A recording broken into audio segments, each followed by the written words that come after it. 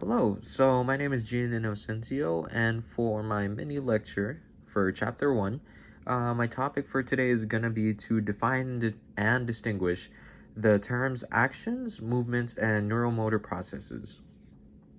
So to start, actions, it's essentially a term that's frequently used synonymously and interchangeably with the term motor skills.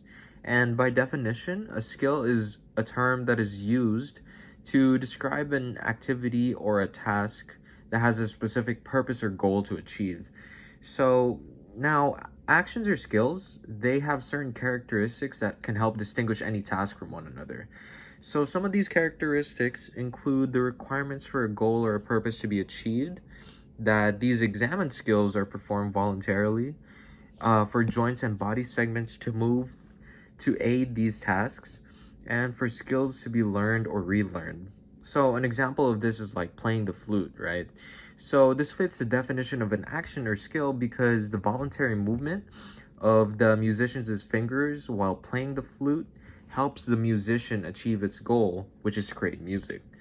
And above all, this skill has to be learned. So moving on to movements. So movements, on the other hand, it refers to the specific patterns of motions among joints and body segments. So basically, movements are essentially the means by which action goals are accomplished or problems are solved. So if my goal was to go up a hill, I could achieve this goal by utilizing a variety of movements like taking one secure step at a time, sprinting up the hill, or even, crawling up the hill, and so on and so forth. And lastly, there are neuromotor processes. So these, contrary to movements and actions, can be seen with the naked eye. That can be seen with the naked eye. These neuromotor processes, on the other hand, transpire within the central and peripheral nervous system, as well as the muscular system, and it supports the control of movements and actions.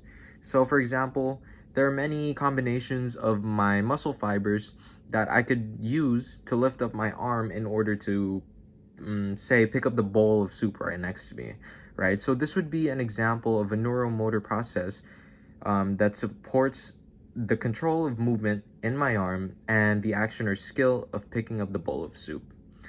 So yeah, that's all I have for today. Thank you so much for listening.